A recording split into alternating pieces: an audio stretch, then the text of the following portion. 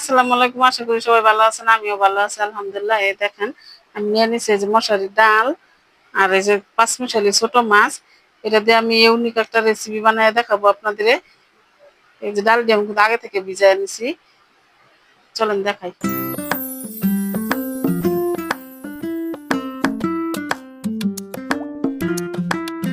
শিলপাটা নিয়ে নিছি। প্রথমে আমি ডাল দিয়ে বাটটা নিব,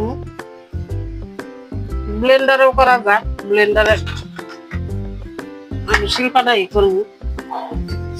আপনারা আসলে ব্লেন্ডারও করে নিতে পারেন। শিলপাটা বাটটা নিব, ডাল দিয়ে তো নিবিশ করবো না, আদা বাঙ্গাই থাকবো।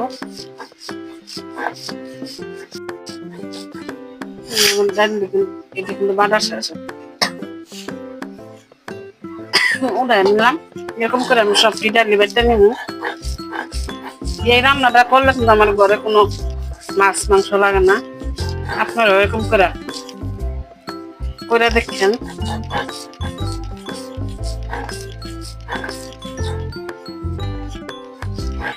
যে আমার ডাল কিন্তু প্রায় বাটা শেষ, অল্প একটু আছে। সব ডালে আমি এরকম একটা নিচ্ছি।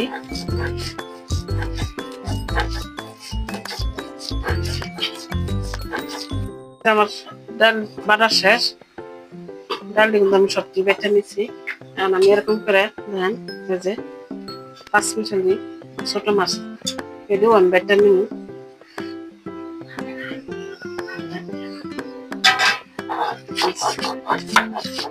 মাছটি একটু ই করে বাঁধবো যাতে কাটা না লাগে, যাতে খাইতে গেলে তো মুখে কাটা লাগবে। আমার ছেলের এটা খুব পছন্দ। আমার ছেলে তো মাঝে মাঝে বলবো আম্মু এটা করে দাও, তাই একটু ছোট মাছ আমি ফ্রিজে রাখা দিই সবসময়, বললেই যেন আমি বানাই দিতে পারি। কাটারি সব কিন্তু ওই যে বাটা হয়ে যাচ্ছে। দেখেন এই পেঁয়াজটা কিন্তু চিংড়ি মাছ দিয়ে বানাইলে খাইতে কিন্তু আরো মজা হয়। আর আমার কিন্তু এই মাছ এরকম ছোট ছোট মাছ আমি কোনো ঢাকা থেকে কিনি না, আমার বাড়িতে এই মাছটি নিয়ে আসা হয়। মাছ একবারে বেশি করে নিয়ে আসি, রেখে দিই। আমাদের বাড়ির মাছটি পছন্দ, ঢাকা তো এরকম মাছ পাওয়া যায় না, অনেক নষ্ট থাকে, আমরা কিনি না। আপনারা ছোট ছোট চিংড়ি দিয়েও করতে পারেন, এটাও খাইতে অনেক মজা। আমার কাছে তো চিংড়ি নাই এখন, এটা দিয়ে করতেছি। আমার মাছটি বাঁধা হয়ে গেছে, এরকম একদম ফ্রিজ করে বাঁচতে যাতে কাটা না লাগে, একটু কিন্তু কাটা নেই।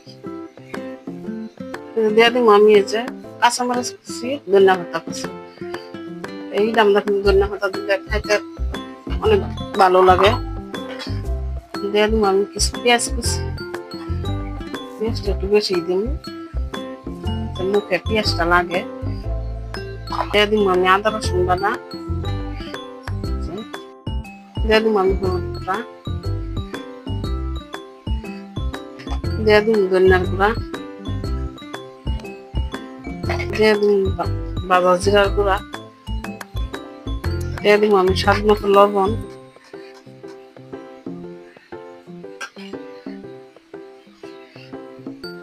দিয়ে দিব আমি মরিচের গুঁড়া। জালটা আপনারা যেরকম খান এরকম দিবেন, আমি তো একটু জাল বেশি খাই আমরা। সবকিছু আমি একসাথে মেখে নিই। এই যে আমি সবকিছু যেরকম করে মিশাই নিছি, কত সুন্দর হয়েছে। একটু কিন্তু কাটা নাই, আপনারা আবার কাটার ভয়তে করেন না, কোনো কাটা নাই।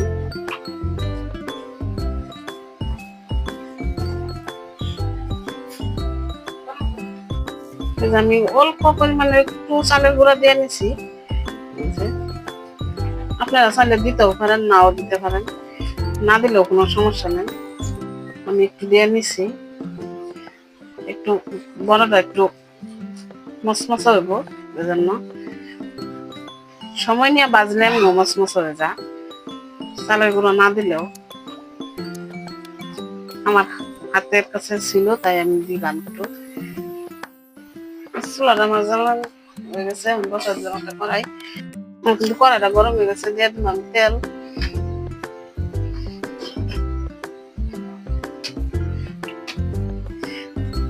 তেলটা একটু গরম হয়ে নিয়ে,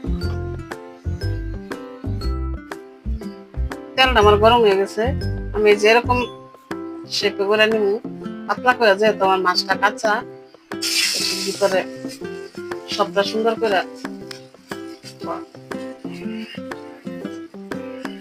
সবটা আমি এরকম করে পাতলা পাতলা করে বানায় নিব। এরকম করে আমি সবটি বানায় নিব। আপনারা যেরকম পছন্দ করেন এরকম সাইজের বানায় নিবেন। আমি তো পাতলা পাতলাই দিতেছি, তাড়াতাড়ি একটু মচমচ হয়ে যাবো, বাঁচতেও সময় কম লাগবে। আপনাদের পছন্দ মতন আপনারা বানায় নেবেন। কিন্তু এক ফিট হয়ে গেছে, আমার আরেক ফিট উড়াই দিন, একটু সময় নিয়ে আগে বাঁচতে হয়। চুলাটা মিডিয়াম আছে রেখা বাঁচতে হবে। দেখেন কত সুন্দর, এক ফিটে কিন্তু মচমচ হয়ে গেছে। এরকম করে সবটি বড়াই উড়াই দিল, বড়া কিন্তু আমরা হয়ে গেছে। দেন কত সুন্দর করে আমরা জানিছি, একদম করে দেন মচমচাই, দেন মচমচ হয়ে গেছে। আমি বাকি দিব এরকম করে ভাজা নেব।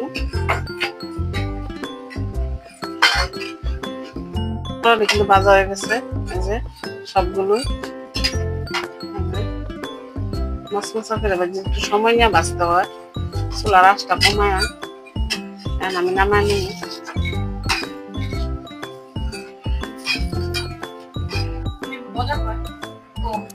দেখেন আমার হয়ে গেছে আমার ছোট মাছ দিয়ে ডালের বড়া। দেন বড়াটা কিন্তু খাইতে খুবই মজা। এই বড়াটা কিন্তু গরম ভাতের সাথেও খাইতে মজা, এমনিও বিকালবেলা সন্ধ্যাবেলা চার সাথেও খাইতে পারেন।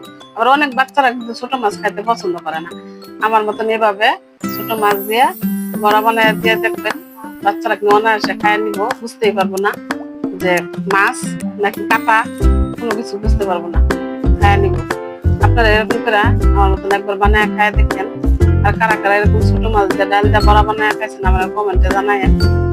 আমার ভিডিওটি যদি ভালো লাগে লাইক করেন, কমেন্ট করেন, সাবস্ক্রাইব করে পাশে থাকেন। ধন্যবাদ।